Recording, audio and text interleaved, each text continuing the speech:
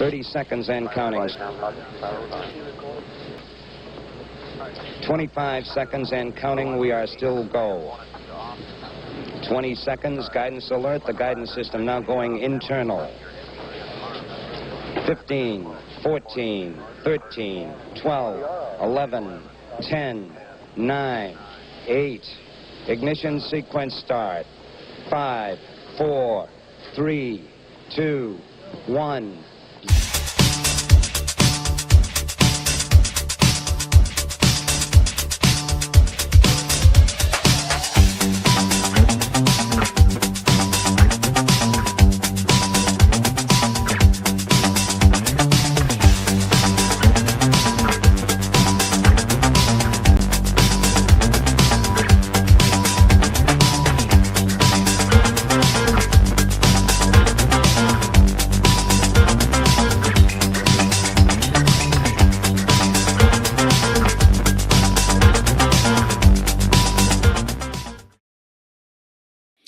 Good evening to viewers in Europe and Africa. Actually, we're approaching the morning here. Good afternoon to viewers throughout the Western Hemisphere. Good morning to viewers in the Pacific Rim. Welcome to the Angry Astronaut and to a very, very big moment for SpaceX. The first ever reuse of the Superheavy booster and return to flight of Starship after 2.5 months of downtime, and hopefully rectifying the various things that have been contributing to problems. In the meantime, where's everybody checking in from? And thanks very much for watching, of course. Where's everybody watching from this evening? Or closing in on the morning in 13 minutes. It will be in the AM here in the UK, and it's already in the early morning on the continent. Hello, Missouri Ozarks. Thank you very much for watching today, Digital Revolution. Hey, Skywatcher, hope you're doing well. Hello, UK and Eastern Washington and Alberta, 4 Marks, UK. Hope you're doing well, John. Hello, New England and Tea Parties. Hello, Enfield and Houston, Texas and Hungary, Hailing Island and another Boston. Where else? You got Hailing Island? Okay, so I think that was 2. Antonym, thank you so much for your support, jumping on board right off the bat. Really, really appreciate that. Hello, Essex and Manchester. Hello, Iowa. Thanks very much for checking in. You familiar with a place called Sergeant Bluff? I had lots of friends from that region of Iowa. Hello, Manchester and Hailing Island again. Hello, Chesterfield and the Botelia. Andrew, he is big times on representing for Hailing Island. Hello, Boston. We got Blackpool and Queensland and Texas checking in on our vertical format. Hello, Hickory, North Carolina. Lots of furniture, at least used to be built in Hickory. I don't know if that's still the case, but I remember lots of furniture manufacturing going on there the last time I was in Hickory. Hello, Dublin, and hello, Titusville. Of course, everybody being familiar with the Space Coast in Titusville. Hello, John, and thank you so much for the tenor. Boy, really helpful right now. Super appreciated. Hello, Switzerland. Hello, Sunshine Coast, Queensland. Hello, Birmingham on the shorts and Florida. And hello, Adelaide. Really appreciate you checking. Hello, Syria. Thank you very much for watching today. And Clifton, Ireland. Hey, Damien, I hope you're doing well today. Hello, Manchester and Dublin and Leeds in the UK. And of course, Hailing Island. No explosions over the Caribbean this time. That would be super nice. Robert, thank you so much. Valdosta, also known as Airborne Bob, for his ongoing support of this channel. Dublin, Texas, and Georgia. And let's see, where else do we have checking in? Of course, our producer is in Wakefield in Yorkshire. Christchurch, New Zealand. Thanks very much, Sandra in Space, for checking in today. So we're getting close to being time to going live with SpaceX. Not sure if they're just showing a splash screen right now, but we're going to be bringing this to you. Obviously, this is a huge moment. The first reuse of the Super Heavy booster. Starship is little more than a great big expendable rocket if they can't get reusability to become a reality. And this will be the first effort to do that. Unfortunately, they're not going to try to catch the booster today. They're not going to that extreme. Instead, they're just going to try to reuse the booster once. I must confess, I'm slightly disappointed with that, although I understand that it would be super aggressive to not only try to lift off with the booster, with a reused booster, but trying to land with it at the same time. That would be a difficult thing to do, and perhaps a bit dangerous. And they've already had to double the size of the exclusion zone, in spite of the fact that SpaceX has claimed that their last anomaly did not send any debris outside of the exclusion zone. There was a vehicle on Flight 7 that was impacted by debris, by falling debris. This was confirmed by the FAA. So obviously, some debris has been going outside of the exclusion zone. So they've doubled the size of it as far as airplanes avoiding that region. That's pretty much the main thing. And any sea traffic, any boats in the area as well are supposed to strictly avoid this region. So it is substantially larger than it was the last time. And there has been an expectation made. The expectation has been made that because of the reuse of this booster, there is an increased chance of an anomaly, perhaps even on liftoff. Let's hope that that's not the case. We never ever want to have an anomaly on liftoff. I would say the odds are very much in favor of things going well. But nevertheless, we're treading into unknown waters here, unexplored territory with the reuse of this booster, the reuse of Raptor engines. A Raptor engine has been reused before, but only one. We're trying to reuse a whole bunch of them here. And all of that is going to create an interesting situation. Okay, so here we go. SpaceX is on their splash screen at the moment. And producer, whenever you get a chance, if you could pipe in their audio as well to me. And here we go. We should be getting coverage very soon. No, not yet, producer. No audio yet. Thank you.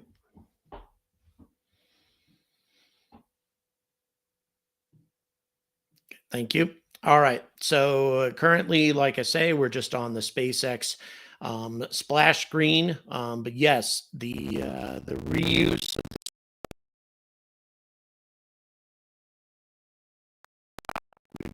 audio piped into me anyway.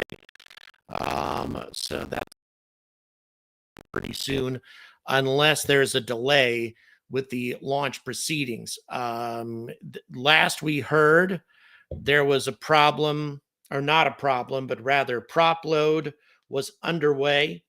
Let's see if there's any sort of update on that. Nope.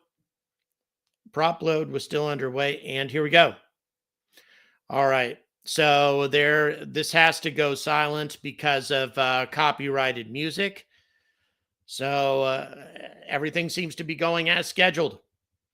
We are on our way and approximately, I would say, 36 to 40 minutes away from liftoff at this point, given that they're going live right now. So, yeah, 35 minutes is what we're showing at the moment. 35 minutes to liftoff. So, yeah, big moment coming for SpaceX. And we're waiting for their people to go alive. So just waiting for this music to clear out. And here we go. Just a little over half an hour. And history may be made here. If this can happen, goes down properly, be by far the biggest booster that has ever been reused.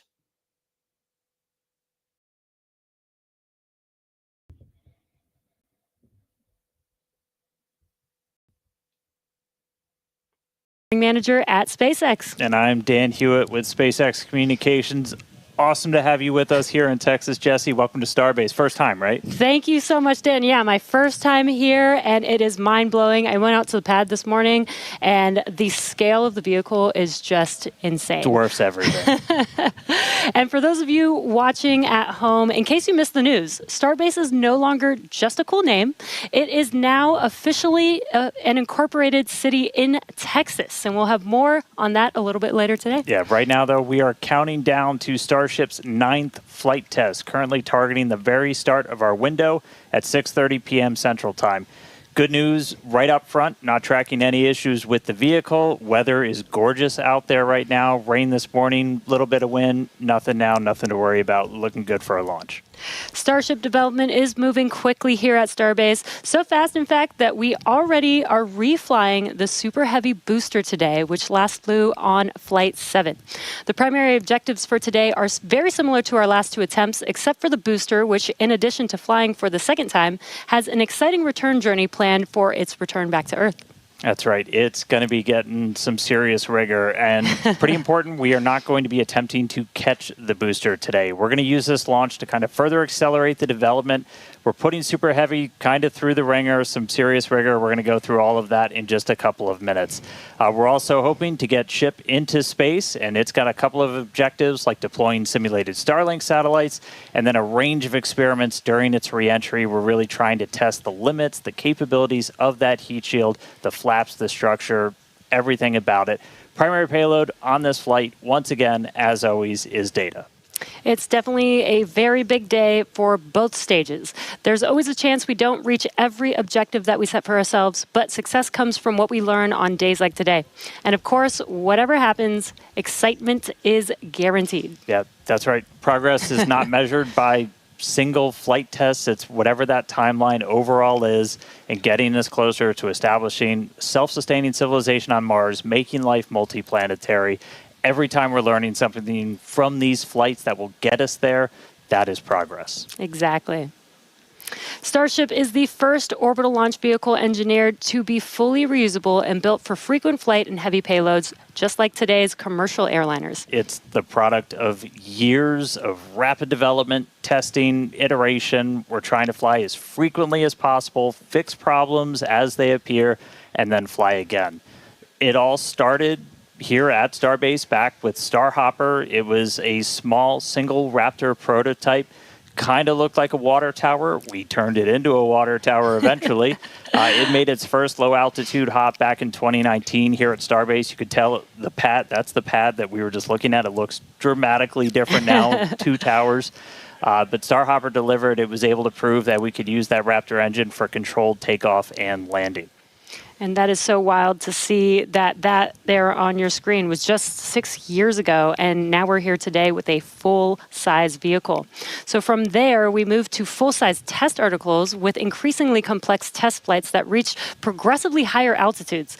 And each test shaped the Starship that we see today on the pad, a stronger, taller, and more refined vehicle. That's right. All right. Now, let's go out there and meet it. Starship is made up of two parts. First, on the bottom, the Superheavy booster, powered by 33 Raptor engines. Both Superheavy and Ship are running on liquid methane and liquid oxygen. That second stage, the Starship upper stage, is powered by 6 of those Raptor engines. 3 of them are optimized to sea level performance, 3 for vacuum, so operating while they're in space. And here's a quick look under the hood at all of those Raptors. On the left, that's a view from underneath the launch mount. That's 33 Raptor engines on the first stage, on the booster. And on the right, that's a view inside of the ship. So you're looking down at the top of the booster at 6 Raptor engines inside the ship. Those are what's going to power it to orbit. Now, that second stage is also what will one day carry cargo, payloads, people, everything that's going to space. It's also going to be responsible for in-space propellant transfer. That's where we're going to take 2 starships, meet them up in orbit. One will be able to transfer propellant to the other. That's a really critical capability for Starship to do all of these missions beyond low Earth orbit. That also unlocks our ability to send huge amounts of cargo, tremendous amounts of people to destinations far beyond Earth. Yeah, the Super Heavy booster is designed to launch, separate, flip, and return to the launch site where it can be caught by the chopsticks on the launch tower. Though, as we mentioned earlier, we are not attempting a booster catch today on Flight 9. Starship re-enters the Earth's atmosphere at the conclusion of its mission, steering itself to a vertical landing or catch. And both stages are designed to return to Earth and fly again, making this the first rocket in history that will be fully reusable. And then just in between the two vehicles is what's known as the hot stage ring. That's a steel structure that really takes the brunt of those ship engines as they ignite, protecting the booster while the ship's still attached to it. That enables us to do hot staging. It's faster, more efficient, kind of shutting everything down and then reigniting. Right now, that hot stage it's single use. It detaches from the booster as it flies back, but in the future, it's going to be integrated right into the top. And then on top of all of that, there's all of the infrastructure that's built up around it to support Starship. We call it Stage 0. That's everything, the launch pads, the propellant farm, launch towers, chopsticks that are catching the booster out of the air, stacking the ship, all of that. And you may have noticed we have a new addition out there near the pad. The orbital launch mount for Pad 2 has officially been installed. That's starting to come together. Just like Pad 1, Pad 2 has a launch mount. That's where you're going to put Super Heavy on top. We also have a launch tower with arms, a little bit shorter on that one. That's going to be used to stack the Starship on top, put the booster on top, catch the booster, catch the Starship. We did put the orbital launch mount on there. That's responsible for routing all of the propellant to the booster ahead of flight. Underneath it, you've got flame deflectors, the water deluge system to disperse all of those forces. The single piece we just lifted in weighs about 1,060 metric tons, which if you're keeping score at home, that's the same weight as about 10 Millennium Falcons. It's heavy. That's a lot of Millennium Falcons, Dan. So many. We're also currently in work on Starship's brand new pad at Kennedy Space Center's Launch Complex 39A, and we're hoping to bring that online later this year as well. Tons of progress with Starship so far in 2025, and lots of incredible milestones still coming up. And we are still on track to lift off tonight at 6:30 p.m. Central Time.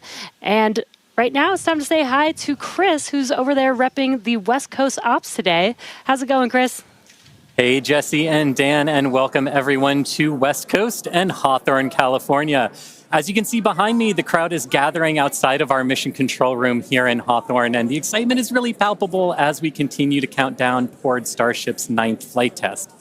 Now, our mission control room here in Hawthorne usually serves as the mission control room for our Falcon and Dragon missions once they launch from Florida and California. Now, with Starship, all countdown and mission control operations actually use the same flight control team from the same location at Starbase, which you can see on your screen now.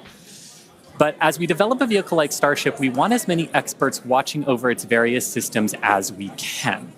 And that's what we use the mission control room here in Hawthorne for during Starship flight tests like today's. The folks in mission control, which you see now on your screen, are the responsible engineers for Starship's various systems. This includes things like booster systems, stage propellant, our ground stations, flight software, the loads, and the vehicle structures as well.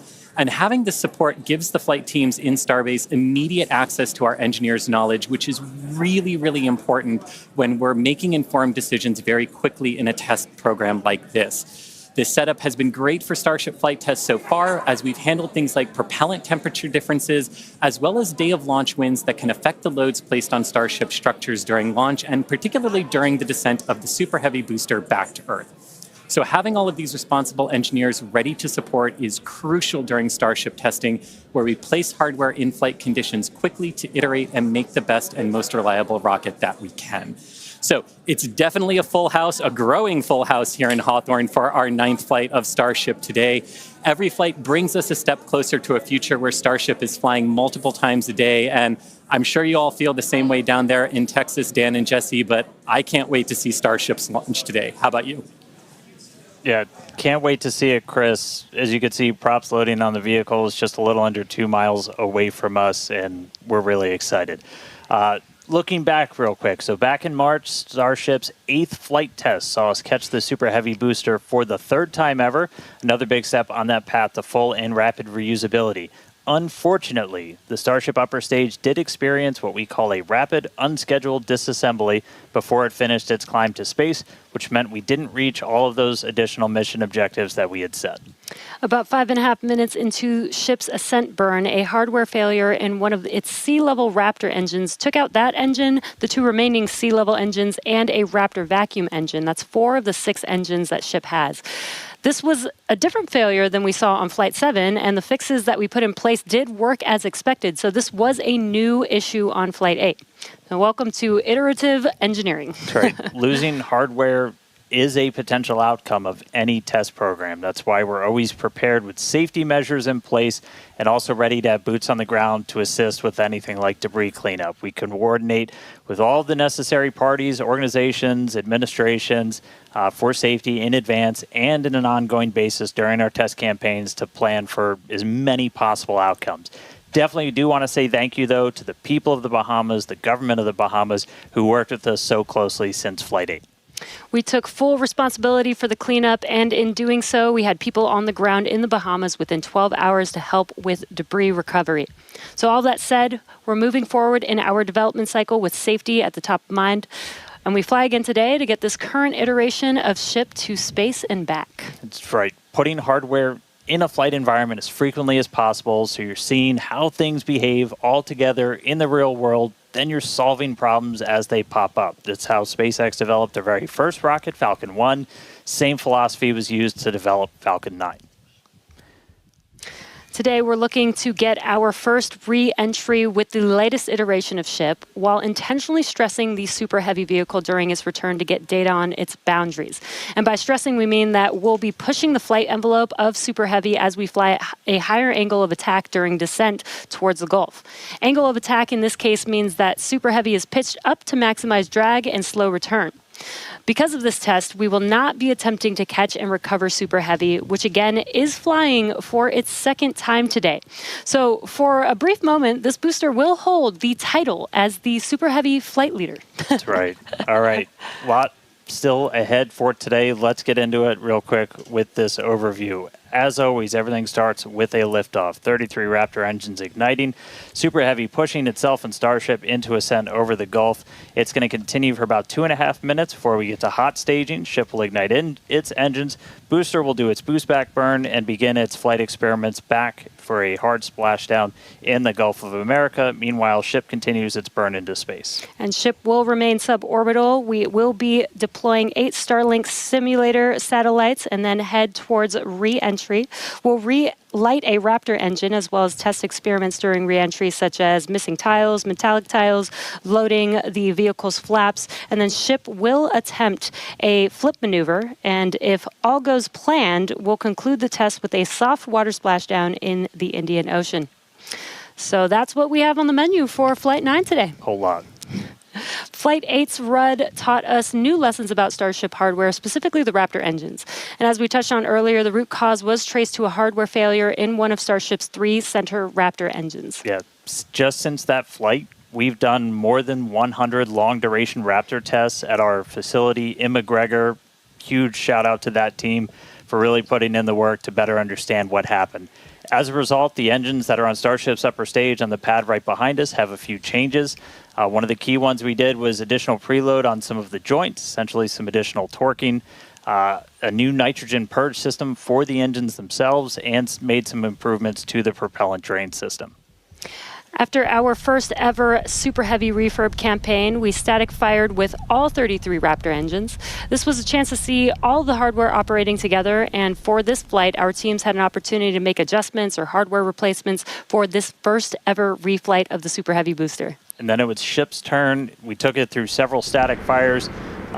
First, we did this short duration single engine burn to simulate an in-space reignition of Raptor using those header tanks, those smaller tanks up in the nose cone. We also completed a longer duration 60-second burn with all 6 engines. So where you're really putting the entire propulsion system that's going to be used for the ship's ascent into space through the paces, making sure everything's working together before we go stack it on the pad. And in the end, these changes represent the core of our test program. And reflying a booster for the first time is a major milestone, especially so early in the flight test program. Now, Falcon did it in just over 30 flights. And Starship's doing it today on just its 9th flight. It's not wild just because of how much faster that is, but just how much bigger Starship is. Falcon 9 can lift about 23 metric tons into orbit. Starship is designed to lift 200. That is so exciting. And on top of that, we're also reflying engine 314 for its 3rd flight, which you might recall is the engine with a pie on the nozzle. And there you can see that engine there. It is a milestone, most definitely, but we do remain focused on getting to the point where no refurbishment is needed between any of the flights. Yeah, that means we want to launch it, bring it back, look at it, reload propellants, go again. That is really what's key. That is what full and rapid reusability will look like.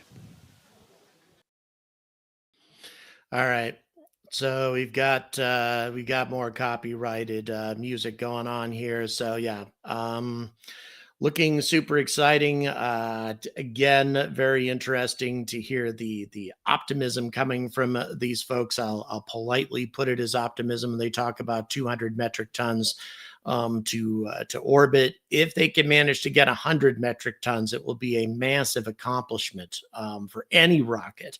100 tons would be a massive thing. Up to this point, they haven't even come close to approaching 100 metric tons with the current prototype design. Of course, they've got some improvements to make, and one of the big improvements is the Raptor 3, which unfortunately we're not reflying today. So in any event, yeah, still I'm just as excited as the rest of these folks are. Producer, please let me know when the copyrighted music is complete. And Rodney, thank you so much for your support. Really, really appreciate it. Believe it or not, guys, I was actually seriously considering showing up to this launch when it looked like it was going to happen last week.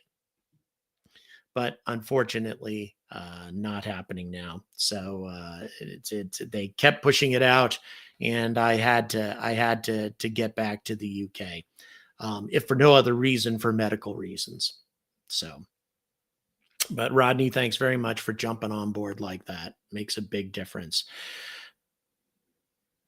So yeah, huge moment coming, guys, with this. Once again, reusing the booster for the first time. This is a massive milestone to undertake. And let's hope that everything goes well. Let's hope that we don't have a pad anomaly or an anomaly just over the pad, though that is the scenario that everybody's been afraid of. Let's keep our fingers crossed on that, and let's get back to SpaceX. Now. That's right. Looking at our levels real quick, we're a little bit more than halfway full on fuel and LOX on the booster, over 80% full on the ship, so we'll have to fill those header tanks. But everything looking good. We're not tracking any issues on the range. As a reminder, we watch sea states, air, and land around the launch site here, and also over in the Indian Ocean where we're going to be doing our reentry. Not tracking any blockers to launch at the moment. Weather is gorgeous, has not been a concern all day for launch.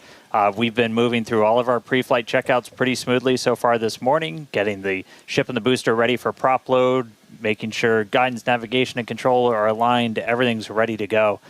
You can see with the frost coming off, we're getting pretty full. We started loading all of the propellants on board both ships about 45 minutes or so before launch. They kind of stagger where we start with ship and then move into booster. We're going to continue loading these propellants on board until just about 3 minutes before liftoff. We'll close out on the ship first and then on the booster. But bottom line, everything's looking great. Not tracking any vehicle issues, range issues, weather issues.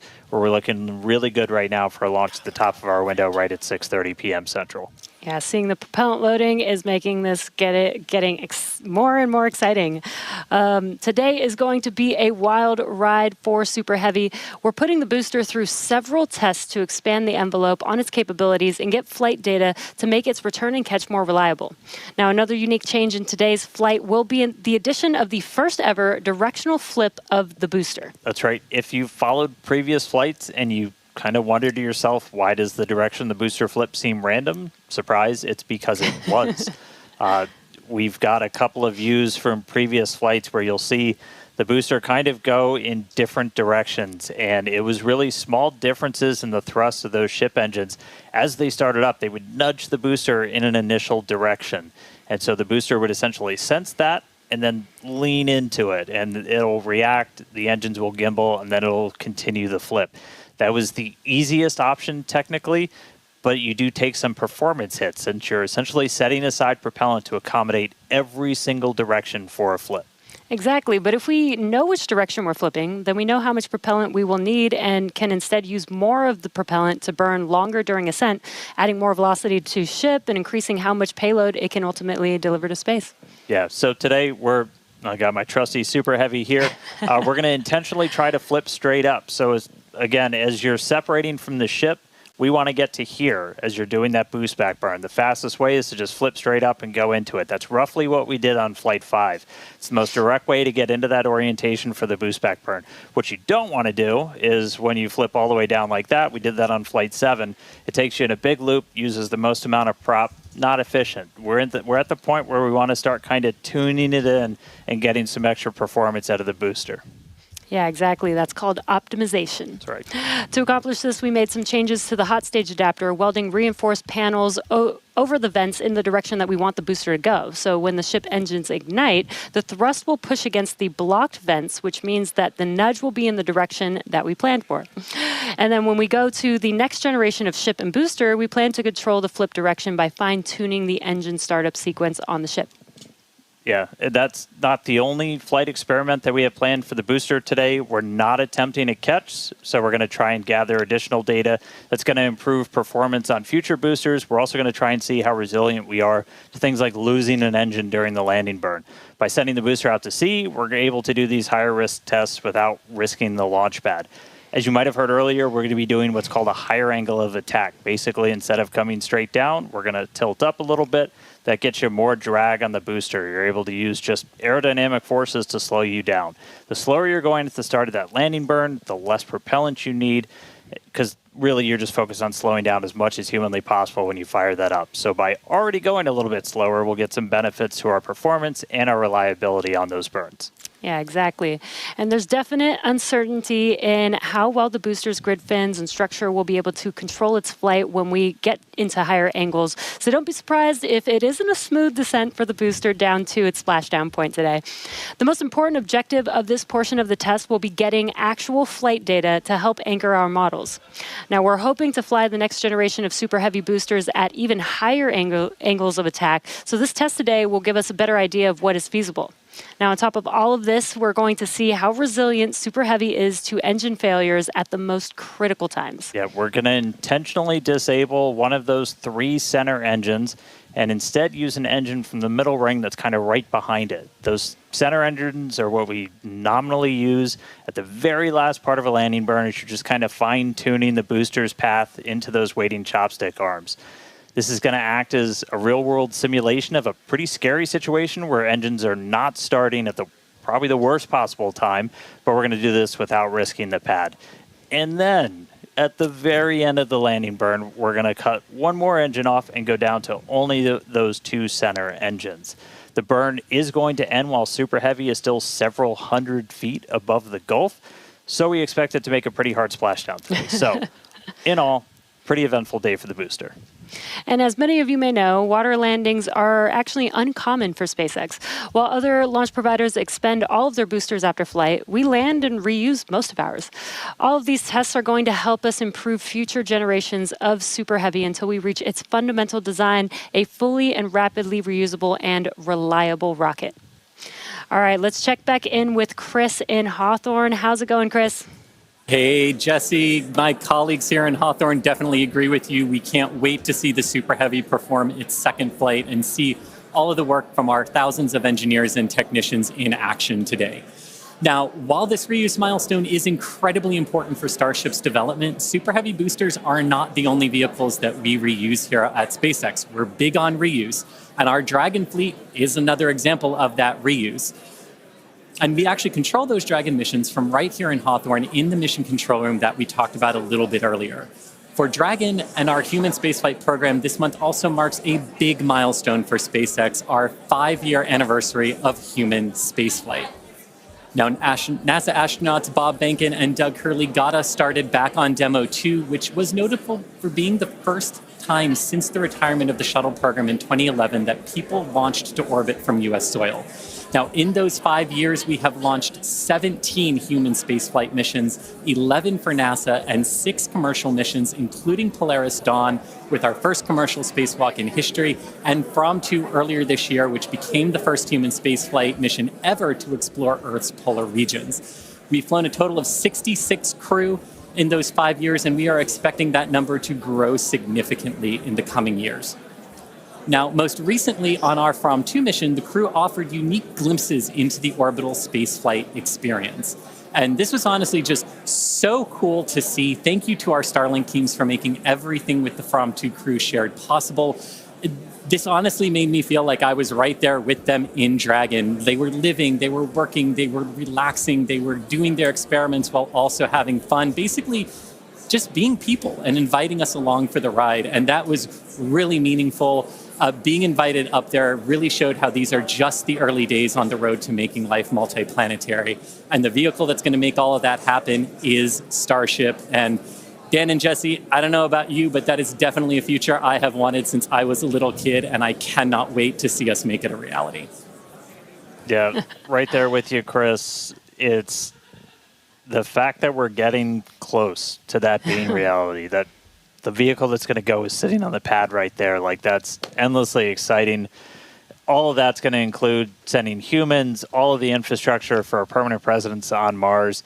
And we're looking ahead to sending the very first Starships to Mars as early as next year.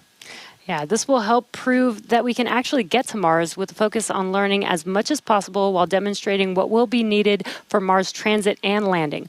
But before we can make life multiplanetary, we have to build the starships that will make this all possible. That's right. And that's happening right here, Starbase, Texas, the gateway to Mars. This is where we're soon going to be launching up to 25 Starship launches per year from here at Starbase. And the place is changing every single day. We've grown quite a bit just in the last couple of years. There's a couple hundred employees, their families living amongst actual rockets. We're in the process of expanding production and integration. We've got a target of 1,000 Starships a year we're going to try to hit. And recently, we did become a city of our own. We're the first city in Cameron County in 30 years. And that's just going to help us scale more quickly, try to build out the best community possible for all the people that are building the future of humanity's place in space. Starbase, pretty easily one of the most inspiring, exciting, unique places to live and work on the planet. As usual, shameless plug, we're always hiring. Come help us build the gateway to Mars. Visit spacex.com/careers. You can see all of our openings. And this is my first time in Starbase, and Dan, the Star Factory is a manufacturing engineer's dream. To be able to build a factory like this at such a large scale with such a large scale vehicle is so wild to me. And though I'm just visiting, Chris is hanging out right where I call home base. So let's check back in with Chris in Hawthorne. Thanks, Jesse. Yeah, everything here in Hawthorne is looking good. The crowd is gathered, really excited to watch the hard work of all of their colleagues come to fruition here for Starship on its 9th flight test. Not tracking any issues. We are excited to watch Starship do its thing today, make it halfway around the world, and test a lot of those critical in-space maneuvers and operations that will be vital for the program's continued operation. So Dan and Jesse, we can't wait for liftoff. Let's have a good flight today. Thanks, Chris. Now, if you're just now joining us, where have you been? But we're glad that you're joining us now. We are at T-minus just under 6 minutes until liftoff of the 9th Starship test flight. So far, the range is looking good. All the airspace and trajectory area that we are going to be launching through is looking good for our test flight today. Weather has been great. It was a little rainy and windy this morning, but it cleared up. It looks beautiful here in Starbase, and propellant loading continues on both stages. All right, yeah, it is continuing. We're a little over 90% full on our booster. We are pretty much full in the main tanks on ship, filling up those header tanks. We're going to continue loading prop for about 2 more minutes. Once we're done with that, you've got just under 11 million pounds of liquid propellant spread across those 2 stages. After we get through all of that prop load, our stage 0 will get ready. The ground systems will go through pushbacks, clearing all of those fluid feed lines back to the propellant farm, getting ready for launch. We did just see they did a flap wiggle check, so the final flap check on the ship. We're doing final alignments of the guidance, navigation, and control system, our thrust vector control, essentially our steering, checkouts of the flight safety system. So everything progressing right now. If we do need to hold, that can come at T-minus 40 seconds. That's a point built into the countdown where we can pause to wait for any final checkouts, pressurizations, anything that we need to complete. We can hold there. We will only hold there if we're tracking an issue. We're not currently tracking anything that will hold us at T-minus 40 seconds. But if you've seen a Starship launch before, they can happen. We can push through them and then launch that day still. Exactly. But when we do pass through T-minus 40 seconds, a number of events will occur in rapid succession. The ground spin and ignition systems come up to flight pressure, ship goes to internal power, and then after that, the quick disconnect or QD, arm lockout is removed in preparation for retraction just shortly after T-minus 0. And once we pass T-minus 40 seconds, we do still have the ability to recycle the count under certain conditions back to T-minus 40 seconds, and then hold there to assess what happened and see if we can proceed again back down to T0. Yeah. There are a couple of things, kind of gates in that timeline that if we pass through that and we hit a hold, we'd have to scrub for the day. One pretty visual one will be if the water starts flowing for that deflector system that's underneath the launch mount. That happens right at around T-minus 10 seconds. For flowing water, we can't turn it off after it starts, and if we hit a hold, we're scrubbed for the day. We would need to refill those water tanks. We would also, at that point, need to refill all of the propellant tanks, as 11 million pounds of propellant is a whole lot. We can typically do that in about 24 hours, so we can always turn around to try again tomorrow. But we are coming up on 3 minutes away from liftoff. We should be hearing that we're closed out of prop load on the ship at this point. Booster coming up shortly. Wow, the weather just looks amazing there with Starship on the launch pad. Just about 2 minutes and 45 seconds from T0 with a lot of objectives for today. The booster, the Super Heavy booster flying today, will be flying for its 2nd time. Last flight was on Flight 7 and just turned around in 2 flights, which is pretty incredible. I'm super excited to see that booster fly again. All right, we did just hear we are going to hold at T-minus 40 seconds. So we'll pass along some more information once we hear that reason. But again, that's not the end of the day. We can hold at T-minus 40 seconds for quite a few minutes. We eventually have to start looking at our temperature of all of our propellant on board. That's usually what drives us to, if we've held too long, we have to stand down for the day. So we are expecting a hold at T-minus 40 seconds. Sounds like we're going to be doing some additional checkouts on the booster Raptor while we're at that T-minus 40 second mark. So we will expect to see the clock pause at T-minus 40. And then again, we've got a couple of minutes. They can work through the issues. If we're able to clear them, we can still launch today. If it's something that we can't, we can always stand down, turn around, recycle, fly again tomorrow. Again, that's really important. This is what terminal count is exactly for, is to be checking the vehicle, monitoring the vehicle systems as it makes its way down to T0. And again, this gives us the ability to catch anything and be able to hold, as Dan has been saying, and recycle if we need to, or pause so that we can work through those issues and see if it's something that we need to stand down for. And as Dan mentioned, we will be holding at T-minus 40 seconds, so in about 20 seconds from now.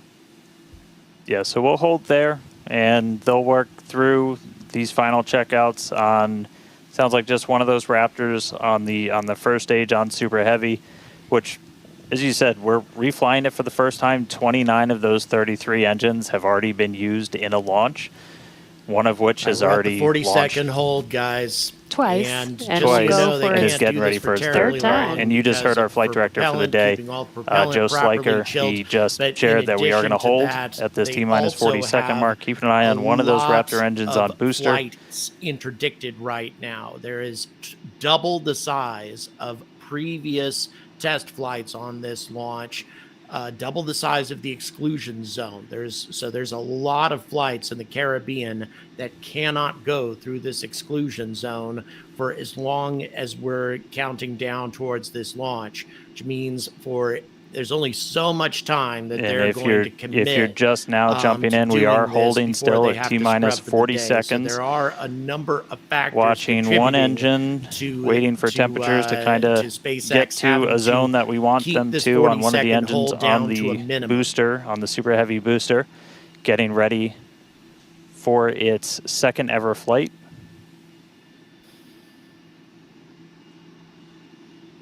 We'll just continue to hold. Again, we can hang out here for several minutes.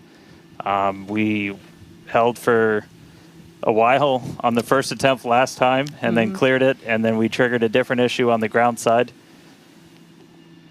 But again, this is exactly what it's for. This gives us the best chances at success. Here we go. They And rolled the clock is rolling. guys. They're going for it. go. Now they are committed. All right. T-minus 30. Let's listen Godspeed, in. Starship. Watch that first flight proven Super Heavy. Get ready to take off from Go Starbase. Starship.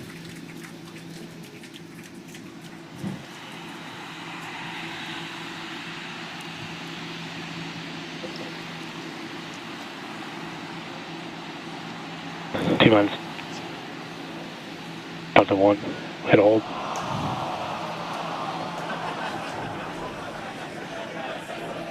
Back We on did have a guys. hold. Something and looks happened. like the clock jumped back to T-minus 40 seconds. Back to the 40-second hold point. Something happened here. Haven't seen a lot of this. All right, lately. so we jumped down. A bit odd. I did not see the deflector go off. So hopefully we were right at around that T-minus 10-second mark. And if we were before that T-minus 10-second mark, we do have the ability to recycle, as we mentioned earlier, back to T-minus 40 seconds. So it looked like this time it was a ground side issue. We're taking a look at this real quick. So again, we're back at T-minus 40. We're gonna hold for a little bit. We are still not scrubbed for the day. Give them a couple of minutes to work through this. Again, we can hang out at T-minus 40 for several minutes. Eventually, we start looking at your bulk temperatures and all of your propellant on board the vehicle. We're not actively replenishing the propellant on board Super Heavy and Starship. And so you don't have essentially forever to hang out before things start to warm up. And you do want to make sure your temperature's in a really stable range for a healthy startup on Raptor engines. So they're going to work through this issue. We can continue to hold here for a couple of minutes. What's launch without a little extra added excitement?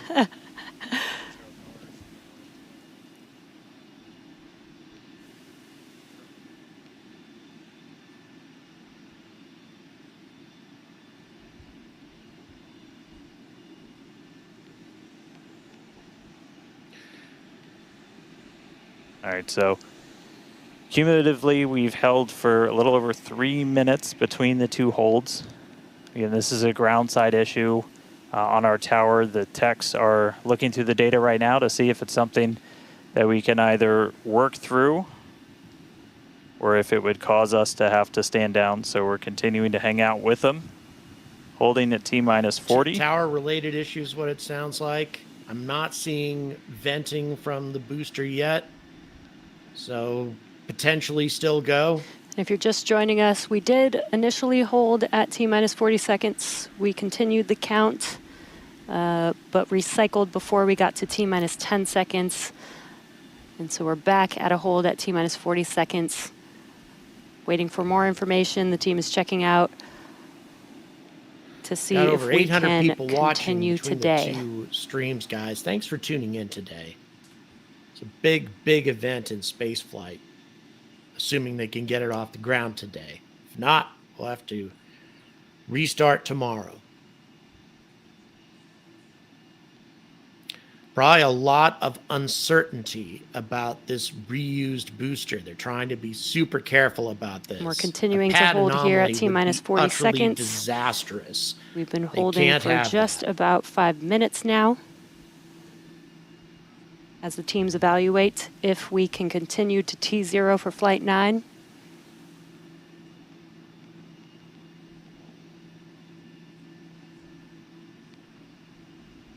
All right, so it sounds like we're coming to a resolution.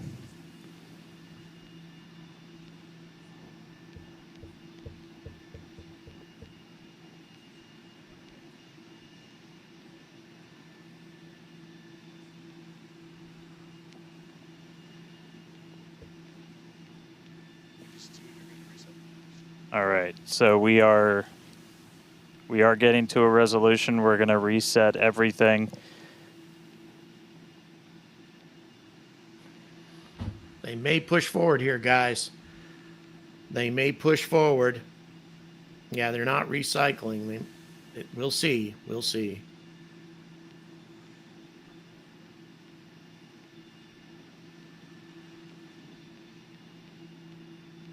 All right, so we're going to see the clock. Clock is rolling again, guys. Rolling. Here we go. Here we go, folks. Here we go. We saw an issue with underway. that quick disconnect to the ship. There is a chance that automation will kick us out again if we encounter the same issue. But for now, the clock is rolling. Godspeed, Starship. We'll see if we pass around that go. T-minus 10-second mark. First attempt to reuse the biggest booster in human history. Big moment here, guys.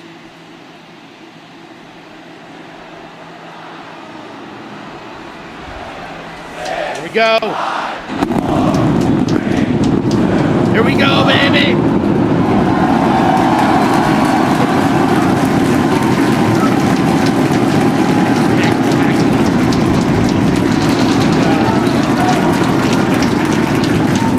Wow. Looked like it took a little while. Lift off. Spectacular. Booster rapid fuel pressure nominal.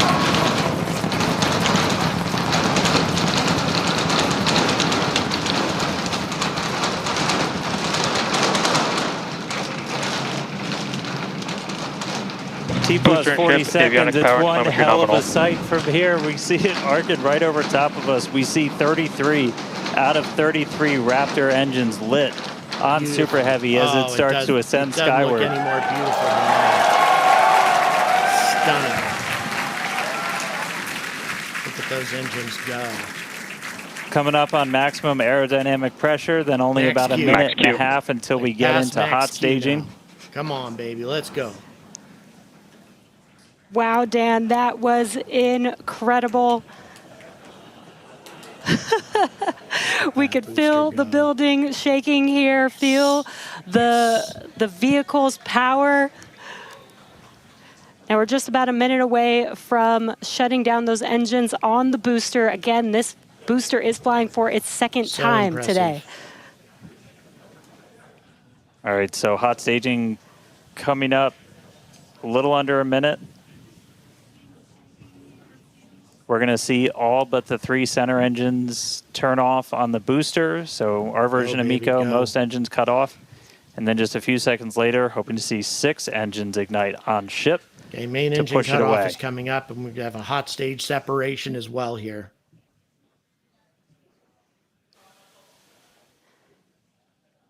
All right, hot staging, about 30 seconds.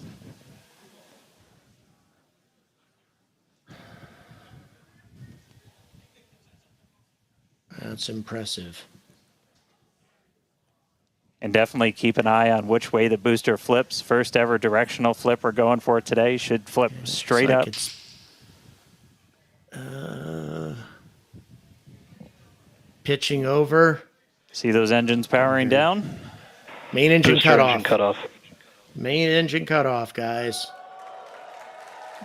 Ship ignition. Now stage Stage separation separation. going. Incredible very good flip by on Super Heavy booster, and you can orbiter see those as six well. engines, those 3 engines on the ship ignited. 6 healthy Raptors running on ship, on its way to space. Peek that engine view. Booster doing Very a boost impressive back. indeed. Chris, how's it looking over there in Hawthorne, man? So far, so It good. is looking Raptor chamber pressure is nominal. It is looking absolutely Okay, so incredible there here in goes. Hawthorne. As we said, 6 healthy engines on ship. We've got 13 out of 13 engines on the booster.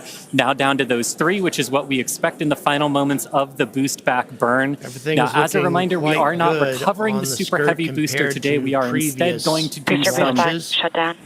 And there we had a good shutdown of the boost back We have burn. our Next up will be the hardworking jettison team of that members hot stage Ship ring. avionics, watching power all and of telemetry this nominal. and making Great call out there that comparisons. everything looking nominal aboard So the Super far, Heavy it's vehicle, looking which is quite returning to good. Earth, and we're going to be doing some experiments with it, including a higher angle of attack re-entry, as well as some engine tests as it gets closer to the Gulf. We are, again, because of these tests not recovering it, we are sending it to the Gulf on purpose to do those tests. But again, you see the booster on the left-hand side of your screen. You see ship with 6 healthy engines continuing This is its ascent looking to very its good planned indeed. suborbital trajectory. Everything going very well so far for Starship's 9th flight. Now 4 minutes, 15 seconds in. Great views from inside of the aft engine area of ship there, looking at those 3 sea level and 3 Raptor engines on the right-hand side of your screen. The booster doing its LOX dump, that liquid oxygen dump. So because we don't need some of that liquid oxygen propellant in its tanks, we vent that propellant out to lessen the booster's mass as it comes in for its landing. Just absolutely gorgeous so views good, watching guys. these 2 vehicles do their respective things in the skies over Texas here today. And Dan, we're approaching the 5-minute mark into the flight. Super Heavy is descending rapidly. What can we expect here in the next few minutes as it does its atmospheric tests? Yeah, now as we had talked about, Super Heavy of an might not have a odd very smooth ride down. something We're going to be putting it on through the this higher left-hand angle of side attack. of the So we're skirt. kind of pitching Again, it up a tiny bit, this increasing could be drag. normal. We've done this in wind tunnels. We've done this Curious in what we're computer looking at modeling. here. It shows I that don't know if sometimes that's a the fuel control leak. isn't great, Although it seems to be, but I only don't one way know. to really prove it out, Hard and to that's to say get for sure real what's world going data. on So with here the comes orbiter. Super Heavy. I think that's. It I should don't be know. igniting for I don't know its if we landing can burn in just I don't know if we have. about 40 seconds from now. Okay. And we are going to relight 13 engines, then bring that down to 3 engines. As we talked about earlier, we will be intentionally Booster shutting FPS down. saved.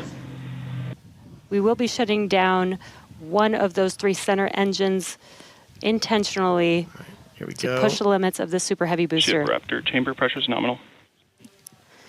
And continuing to see 6 healthy engines on the ship, 3 sea level and 3 vacuum engines still ignited as the Super Heavy booster is making its way back down to Earth. We can see those grid fins doing some heavy Oof. work. Booster landing startup. Ignited for our landing burn. Got an engine out on the booster. No. Yeah, I don't know. Let's see. I don't know. It may have ended with that landing burn. Does look like we lost telemetry from the booster once Telemetry we started lost into from that the landing booster burn. During the landing Did burn. you see confirmation that the booster There was, did demise? near as we could tell, there was a fire under the skirt So as the they were booster's flight attempting ending before a it was able to landing get through burn. landing burn, but So again, we're not wise bringing not that to back. We're attempt to expecting it catch. to make a hard splashdown in the Gulf. So in any event, We were getting live data at least back the booster entire time did through that high angle of attack send flight. So the orbiter, that was something send that was Starship really into vital space. for us to get That's during a huge this reuse. accomplishment there, but unfortunately, First free flight of booster in the obviously, books. still work All needs right, to be ship. done on the booster to get full There's about 2 minutes reusability left. out of it. But still, can't take anything away from the accomplishment In about 2 of minutes, the fact that we it expect all 6 this Raptor huge engines rocket to into shut space. down. That will be SECO, basically second engine or second stage engine shut off. And these are some incredible views, Dan, from the aft end of the ship, watching as the engines stay ignited with the Earth in the background. as always, the Starship avionics team, the techs. Things looking very good for the orbiter this time. I think we just heard the booster. But all right, we got about a minute left into this burn. All eyes definitely on ship as we get through the final stages into its ascent. We're expecting it to start to cut those engines off in about 45 seconds. Yeah, if there were any leaks or any problems under the skirt before, I think it probably Terminal just a guidance. function of the engines. I'm not seeing any problems now.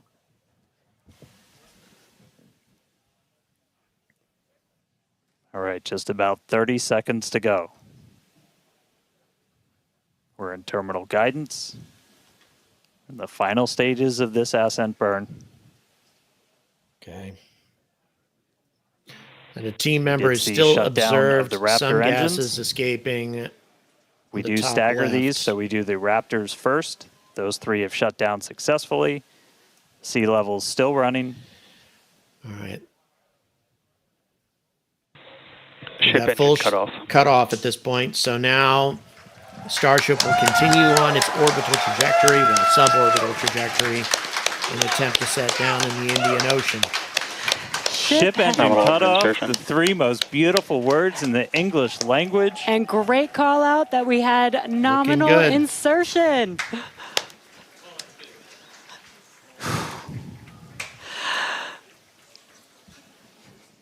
An incredible flight test so far today. All right, folks. So we are going to keep you updated on the progress of this suborbital trajectory that will take the orbiter towards an attempted landing in the Indian Ocean. But a good accomplishment.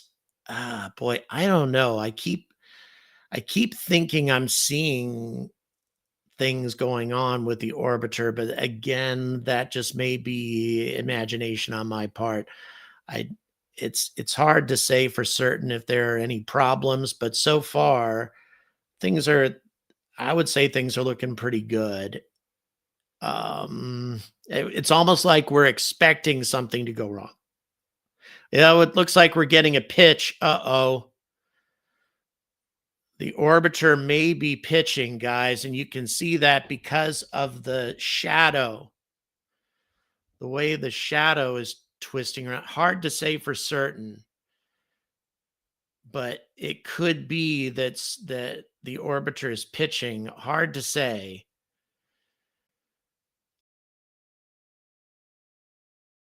Fingers crossed here, guys. I don't know. The way the shadow was creeping around indicates that, but again, that could be RCS thrusters in operation, just steadying the trajectory. We'll see. I don't know.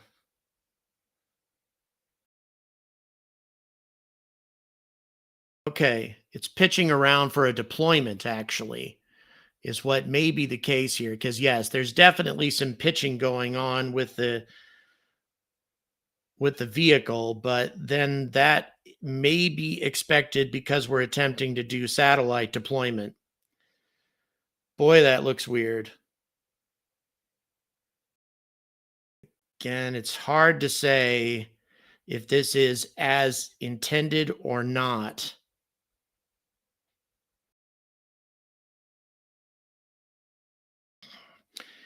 And I'd say the reason we're so worried about this is because we've seen things go wrong so many times now.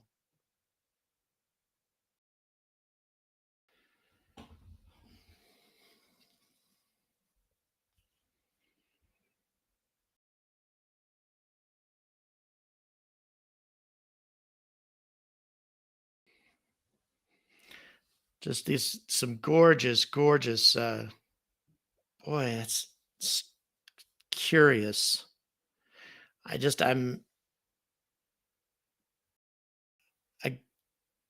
Again, we've got the shadow creeping around, and we see the sun in motion. Again, that just could be because of how the that could be by design, but it's just hard to say.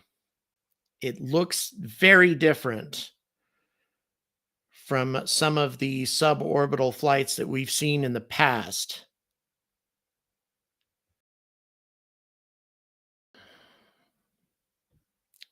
Fingers crossed, guys. Hard to say for sure. So far, the commentators don't seem to are not suggesting that there's anything wrong. So this may be, as as expected. This may be by design, but it does look a bit different from the suborbital flights that we've seen from Starship in the past, and there shouldn't be anything different about this flight from previous ones because it's heading for the same destination, except perhaps for payload deployment. So we'll see. By the way, I want to say thank you very much to all the support that we have received thus far on this broadcast, all the likes and all the folks who are watching, and also the very generous support of Super Chat folks today. It's been enormous. And let me tell you, it is this kind of support that allows me to do the things that I do. Okay, so here we go. They had to pitch around to open up a payload deployment door. So all of this may have been by design, guys. And that's what makes this different than previous flights, is to get the orbiter into position to deploy up. Hold on. Did we just saw some sort of venting as if maybe the deployment was imminent? Again, these are dummy Starlink satellites. These are not. Check it out. Very interesting. So all of that maneuvering may have been just to get Starship into position for payload deployment. We might have nothing else going on here. So stay tuned, folks.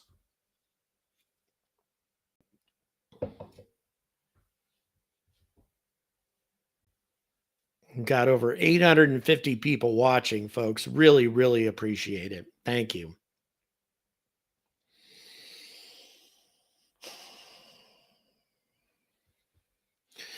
All right, so we're almost 16 minutes into flight.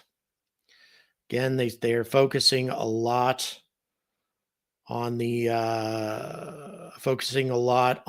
dummy Starlink satellites. So once again, any concern that we might have had before might very well just be in regards to Starship shifting its position for payload deployment. So there are probably ice crystals, a lot of them. For those of you asking what those things are, got ice crystals.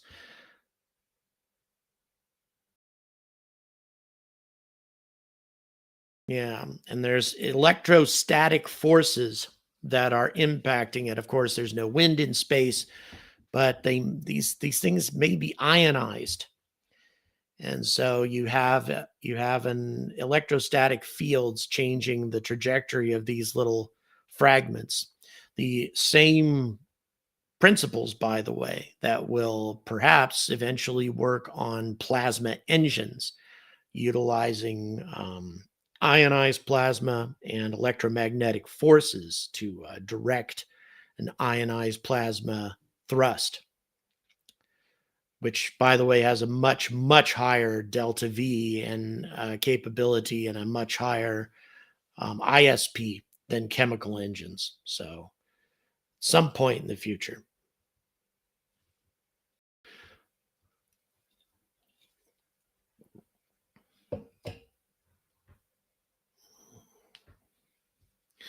Yeah, and this is something we need to keep in mind also is how the hell are we going to sterilize Starship? This is something that Ron Levin up.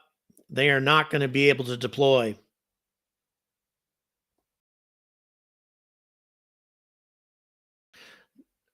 No deployment possible on this flight.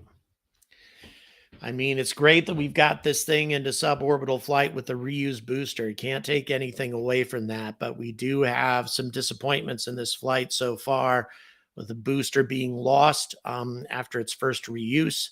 And now the fact that the payload deployment appears to have been scrubbed. That's a little disappointing as well. Because once again, if you're talking about Mars next year, which I continue to say is impossible, if you're talking about Mars next year, you can't do Mars without low Earth orbit refueling. You need at least 10 refueling missions in order to get Starship refueled sufficiently to attempt a Mars landing. So if payload deployment is still creating issues right now, then that doesn't bode well for trying to do things as complicated as low Earth orbit refueling in the next year or so.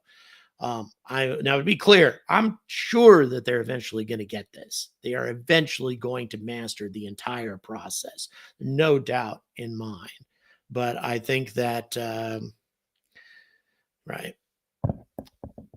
And just so you know, right now, SpaceX commentary has dropped off, and there's copyrighted music playing on the stream. So, in any event, yeah, a Mars mission in 2026 seems, especially in regards to the results of this flight, seems completely impossible. There's just too many hurdles to be jumped. But nevertheless, you cannot take away the big accomplishment here, and that is a reused booster getting this vehicle into space. It's a big, big accomplishment. So that's a big thing indeed, and something that should not be understated. No, we had no reasons as far as we have questions as to whether or not the door wouldn't open. All we know is that the deployment did not happen, that wasn't going to be possible. I didn't hear anything else.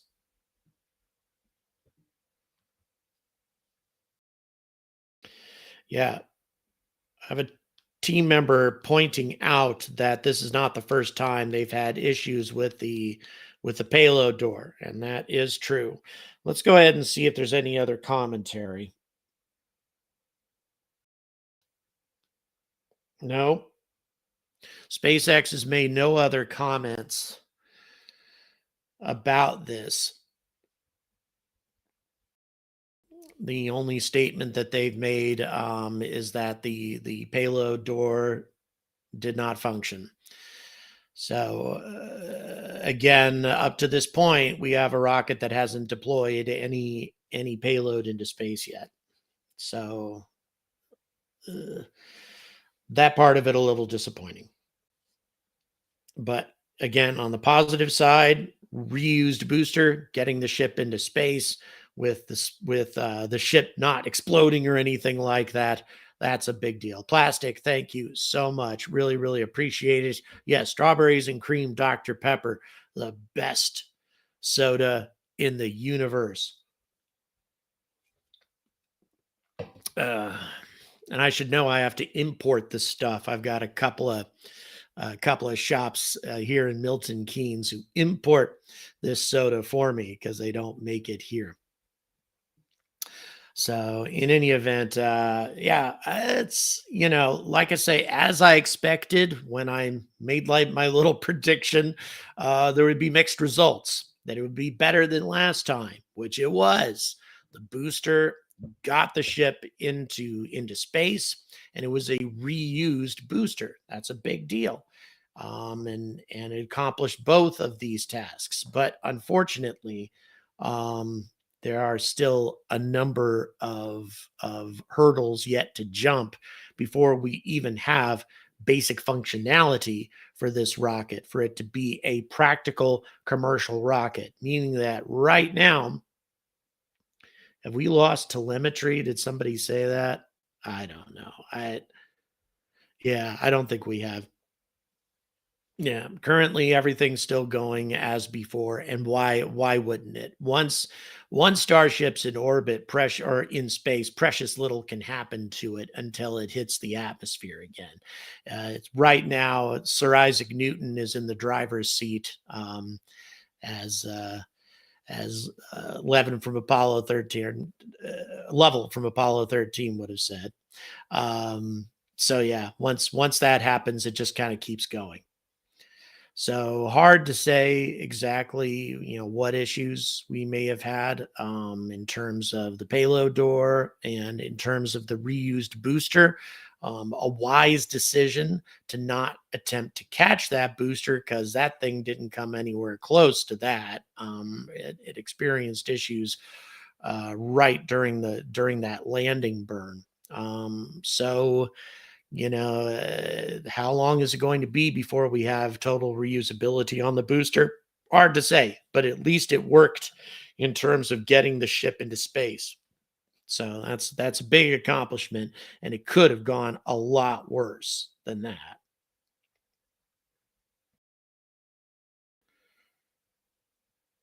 Right. Progress is not measured by single events. And I agree with that. It's the nature of iterative design. And on the other side of things, and I always try to talk about both sides of any discussion on my broadcasts, as most of you can probably tell by now, we're up to flight 9 here.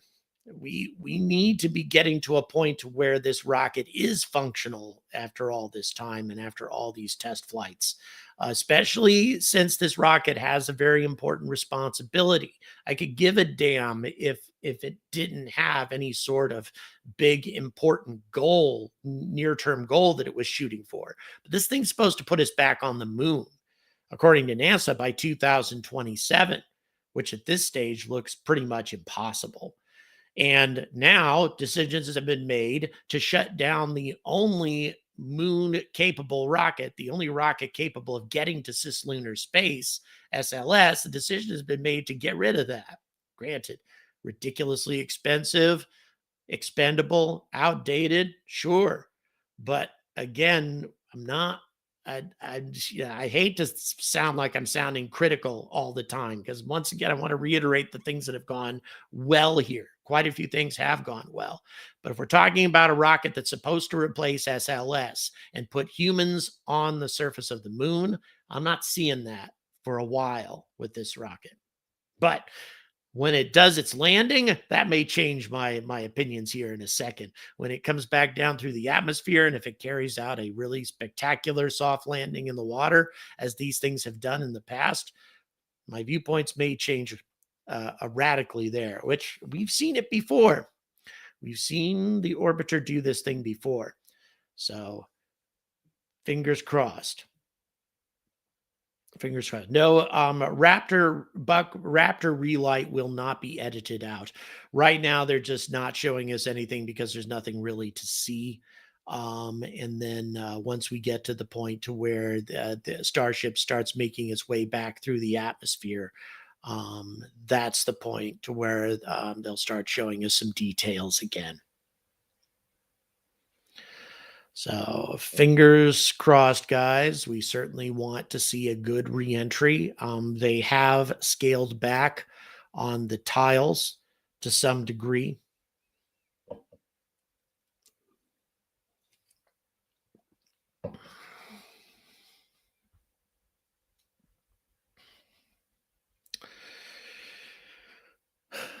So right now at 27 minutes, still got a little bit more time before we're going to start seeing atmospheric reentry.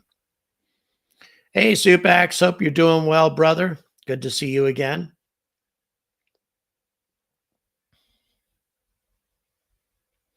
Jim, thank you so much. Really appreciate it. If Blue Origin will beat SpaceX to the moon, I wouldn't have thought so last year, but they're getting aggressive. If they actually put the Mark 1 Blue Moon lander on the moon before the end of this year, I would say the odds are better than 50% that Blue Origin will beat SpaceX with a human rated landing on the moon. I'll say that right now. If they can pull that off, the Mark 1 landing this year, because that will demonstrate their capability to land large vehicles on the lunar surface, utilizing New Glenn. But there's still lots of hurdles for them to jump to get to this point, because the cislunar transporter, even though that is probably isn't going to require 10 refuelings or anything that ambitious, because the Blue Moon human rated lander is not nearly as big as Starship is, you're going to need refueling in low Earth orbit first in order to fill up its tanks again. You have to do that, number one, and then the cislunar transporter has to take that fuel to lunar orbit and transfer the fuel again over to the Blue Moon HLS system. So pretty complicated. And by the way, in my opinion, not a solution that can put humans on the moon all by itself. That's a solution that's more designed to get a human landing system refueled completely in lunar orbit and then to rendezvous with the Orion. I'm sorry, go ahead.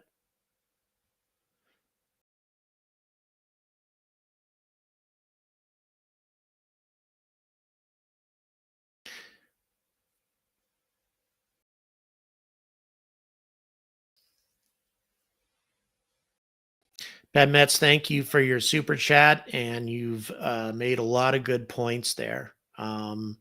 And for those of you who are in the horizontal stream and can't see Pat Metz' comment on that, he's talking about how, with the number of issues that this flight has had, you can't call this a total success. I'd agree with that.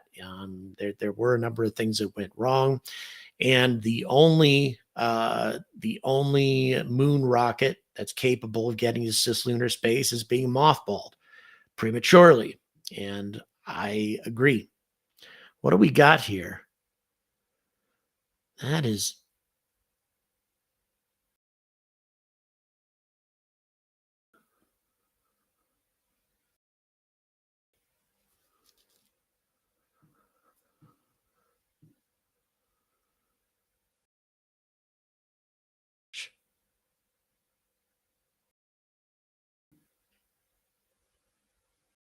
we have a fuel tank leak with the orbiter, guys, and it is spinning. We're about to lose the orbiter, guys. We are about to lose the orbiter. It's going to go into the atmosphere, but not in a controlled fashion, folks. I think we may have seen our sharp-eyed teammates who saw what appeared to be venting coming from under the skirt. That may have been what was happening, and we definitely have a fuel leak that has pushed Starship out of position, and it's tumbling towards the atmosphere now. At least we still have cameras in operation. But okay, something else that needs to be taken into consideration here. If you are anywhere in the vicinity of the Indian Ocean and watching this, I strongly recommend that you run outside, because there's a very good chance that you're going to see a spectacular burn up, because this thing is not going to hit the atmosphere in a pretty fashion based on what they're telling us right now.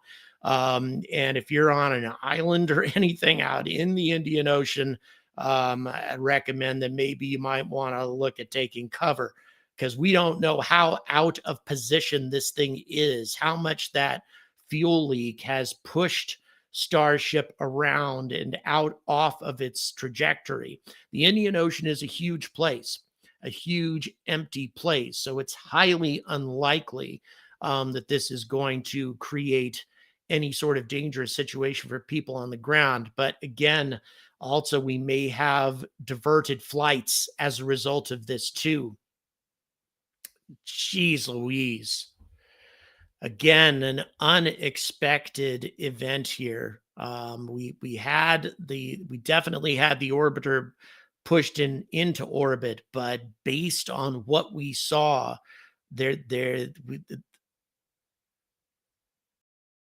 yeah, and well, yeah. Our producer made a comment, and you know what? I would have been with the team that thought that this was going to be successful. So in any event, I was with the rest of you folks that this was, well, there was going to be a mixed result, I guess, is what I thought. And it still is kind of a mixed result. I mean, again, you can't take away from the fact.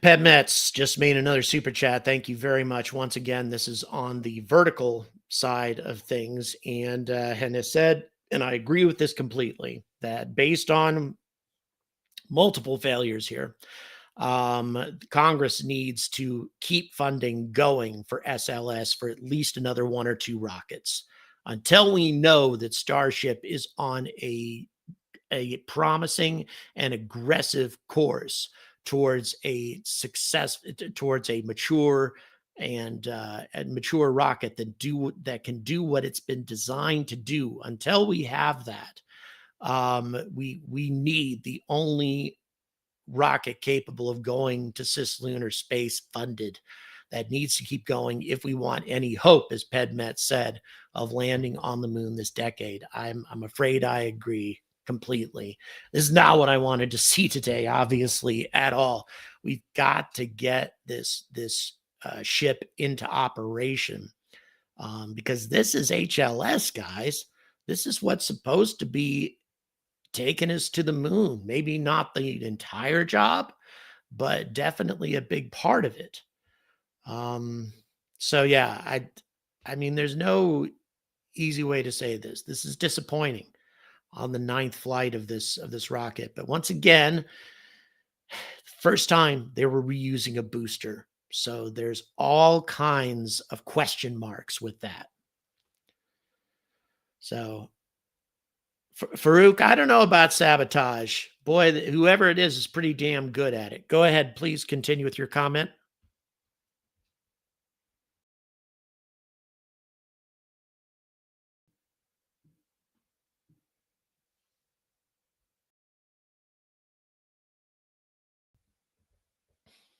Right.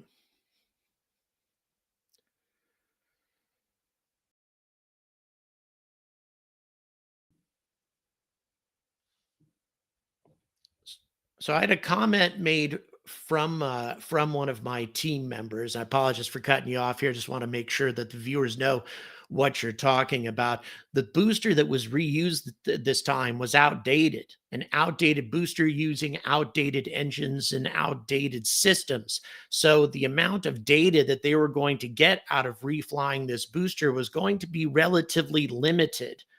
So the advantages of reusing this booster might not have been all that awesome. So there are some problems here. Jim Yoder, thank you so much for your support. Cancel the exploration upper stage and get more ICPSs and keep flying Block 1 until SpaceX and or Blue Origin can get things up to par. That's not a bad idea, Jim. What he's referring to, by the way, the current version of SLS uses what's called the ICPS, the interim cryogenic propulsion stage, that was only supposed to be used temporarily. And then a more aggressive version used called the exploration upper stage. But maybe we don't need that. Maybe we just need the basic SLS for a couple more flights. Go ahead, producer.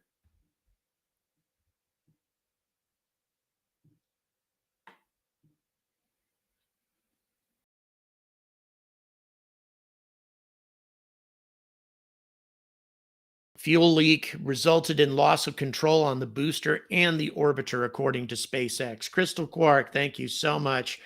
Really appreciate your support.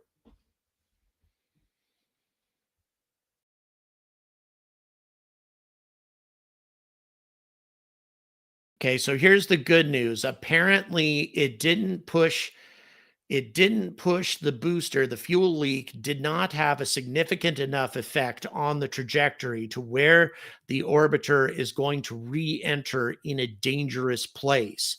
Near as we can tell, it's going to re-enter the atmosphere in an area of the Indian Ocean that will not be dangerous to anybody on the ground and will not be significantly off target trajectory wise. That being the case, then commercial flights in the area shouldn't have their course impacted either. So far so good in terms of that. Again, though, if you live in the vicinity of the Indian Ocean, in other words, if you're in India, Southeast Asia, or perhaps Australia, Western Australia, might want to go outside and look for a spectacular burn up, because this thing is not going to hit the atmosphere cleanly at all, and it's not going to hit the atmosphere taking advantage of its heat tiles. This sucker is going to burn up big time, and create a spectacular view. By the way, producer, let's keep our eyes on X for any signs, any footage of a burn up. Probably is going to be a lot less than that in the Indian Ocean than we get in the Caribbean, but still we could have something. Oh, okay. Team, yes, team. If there's anybody who when this thing starts burning up, if you could check X to see if any footage of Starship burning up becomes available, let us know. And if we can get a hold of it, then we're going to try to bring it to you as close to real time as possible. Jim Yoder, thank you so much. Exploration upper stage not needed if Lunar Gateway is canceled. Yes and no. Exploration upper stage has a number of different potential uses. For one thing, it really increases the payload capability of SLS. Allows for the possibility of carrying carrying crew plus a lot of other stuff, perhaps a module to put on the surface of the moon. Here we go. We're starting to hit the atmosphere at this point, and I would say we're going to lose trajectory. We're going to lose telemetry rather here pretty damn soon, because this thing is not going to hit the atmosphere.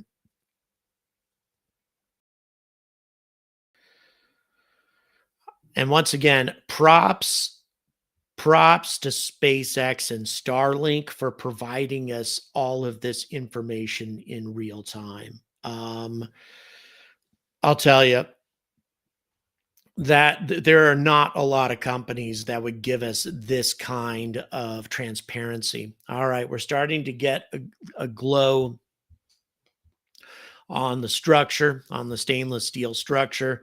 And I don't think that this thing is going to hold together for very long. Yep, now you can see the whole structure of the fuselage beginning to burn up here. Oh, wow. I'm not sure if we've ever seen anything like that before. Now, there's no point in trying to correct at this stage. If totally lost, and they may be out of fuel. Oh, man. Here we go. Oh, wow. Look at that. Oh, geez. Spectacular and sad all at the same time. All at the same time. Yes, Farouk, to answer your question, yes, I will have a video about a space lift, space elevator soon. Definitely. Yeah, it's almost certainly rolling. Look at that. Boy, spectacular footage from SpaceX. Again, props to them, because there are not a lot of companies that would show us this. So many companies would just be so horrified by something like this. They wouldn't want to show the public, investors, whatever this. And instead, they're showing us this moment in all of its ugly glory. And it looks like we may have already lost it. We'll see. Nope, here it goes again. Boy, those Starlink cameras must be made out of.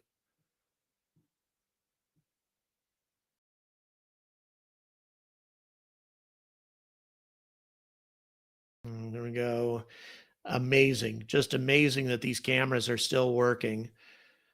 Like I say, they must be made out of neutronium, as they say in Star Trek. Super impressive.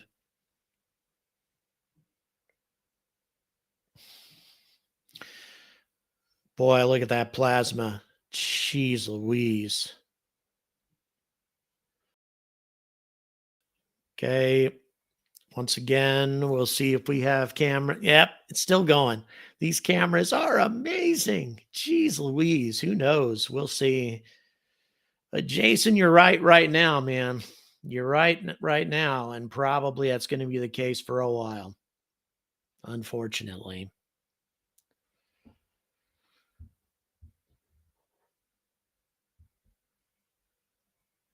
Looks like they may have cut us off at this point. Yeah, it appears that we have lost connection. Once again, folks, keep your eyes on X for any footage. Again, there's not many people in the Indian Ocean.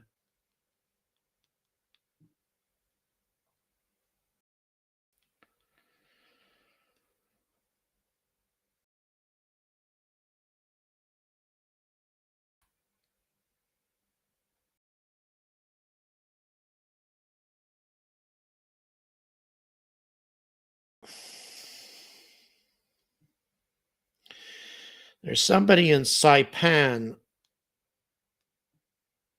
who's been watching. He may see something, but so far we're not getting any burn up footage that I can see.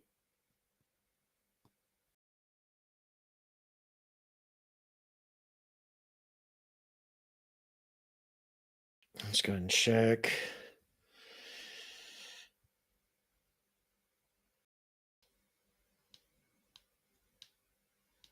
So far, we're not seeing much of anything out.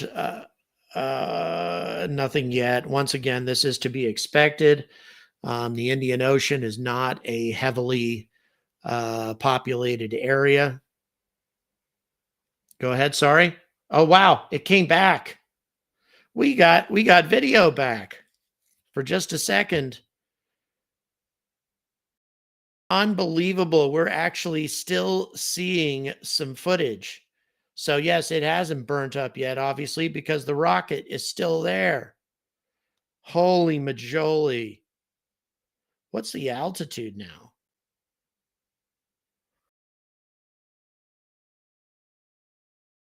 That's unbelievable that those cameras still work.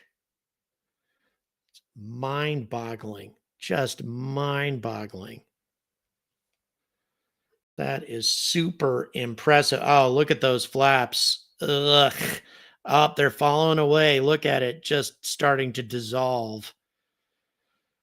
And once again, that demonstrates to you just how ugly things can be when you hit the atmosphere and you are not properly oriented to where your heat shield is pointed towards the atmosphere.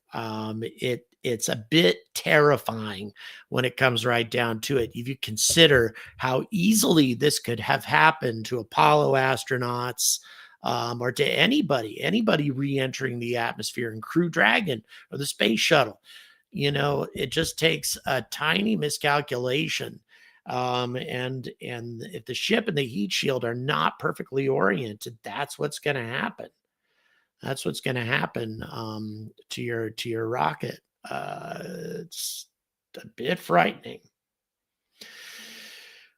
But anyway, it's also good to see that these folks are trying to maintain a positive attitude, smiles on their faces, that sort of thing. That's a good thing to see. Happy to see that from these folks, because I feel for them. I know in their hearts they are not liking this. There are just too many. There were some things about this flight that went well, but overall there was a lot of stuff that didn't. Let's go ahead. We're gonna spend another couple of minutes just making sure that we don't have any burn up footage, although, well, we definitely have. Yeah, yeah. We're going to go ahead and keep watching for a moment, just to make sure that, because we still had cameras showing us stuff, but what we didn't, but there were. All right.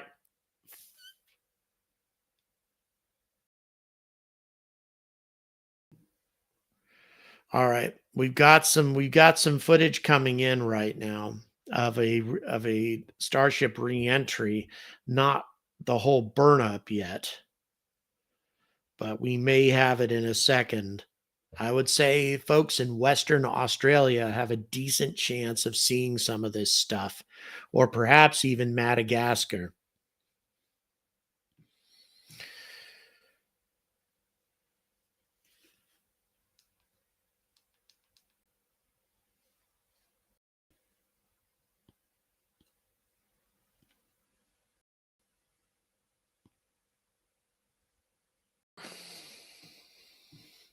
All right, we're going to see. We're going to try to plug in a picture for you folks of possible reentry footage over the Indian Ocean.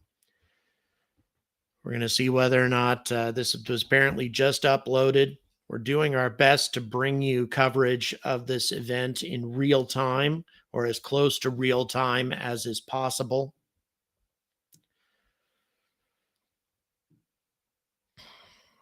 So our producer, who somehow manages to do these things as quickly as he does, we'll see whether or not he can get this posted here.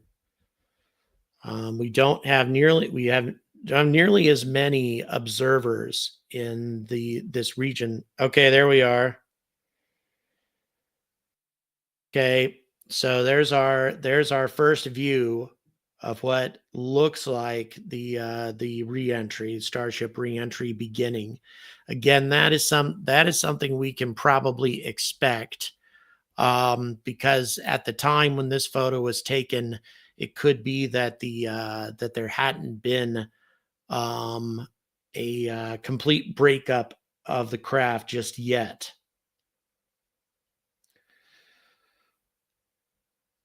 Still waiting to see if there's any other footage or any other pictures besides that, but that's what we've got thus far of a reentry and burn up beginning. That may have been taken from a ship.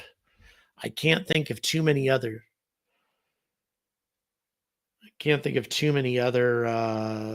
places where an overhead view would have been seen. There are some islands though in that region, so possibly.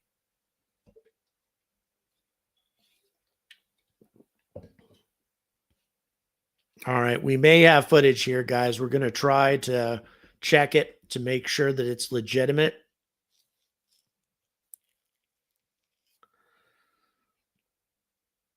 All right, we've got another post of possibly re-entry footage right now. We're going to spool that up here. Go ahead and have a look and see if again, we're trying to confirm that this is legitimate. Again, if you're in Australia, look west. If you are in Western Australia, that is. If you're in Eastern Australia, you may not be able to see it at all.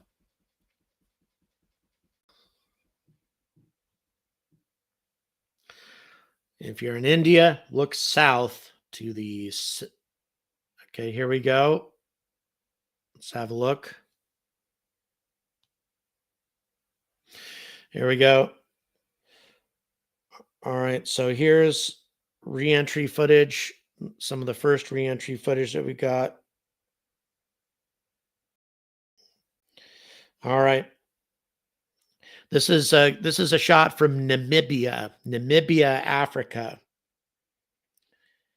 So East Africa, and they caught it just at the horizon, it looks like. A very impressive shot from Namibia.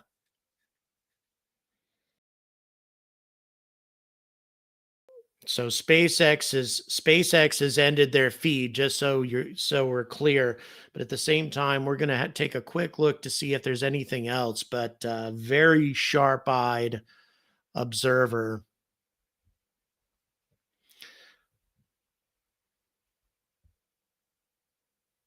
And what was it again?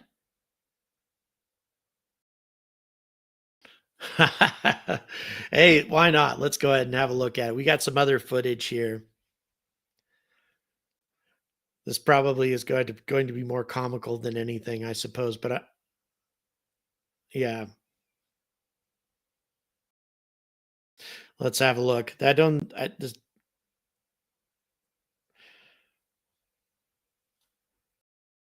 Oh, okay. Somebody claims to have seen a Klingon warbird in the SpaceX footage, or something like a Klingon warbird. And let's go ahead and skip over that. We always see that stuff. And I take very little of it seriously from space footage, unless I've had a long time to examine it. But hey, it's always fun to look at stuff like that. But the main thing we're looking for is any footage, any burn up footage. And right now, apparently, we're not getting much. And again, this is something to be expected. I mean, the fact that the only shot that we have is from Namibia, again, indicates just how limited the number of observers there were at the time of this. So we're going to go ahead and wrap up our broadcast at this point, folks. Although I will continue to keep my eyes open for anything else, and definitely bring you that footage as rapidly as I possibly can. Here in just a few hours, actually, shoot. Yeah, in a half an hour, in half an hour, Elon Musk is going to be making a presentation about Starship, and its path, yeah, and its pathway towards maturity. I'll be interested to see what he has to say about this stage, and this flight in its development. My first impressions, I mean, super positive that a reused booster, even though it was an old and outdated booster, a reused booster managed to get the ship into space. I mean, that's a big accomplishment. But in every other respect, this flight did not go as we would have wanted. There was obviously a fuel leak right from the beginning. Multiple fuel leaks, it appears, that led to the loss of the booster and the orbiter.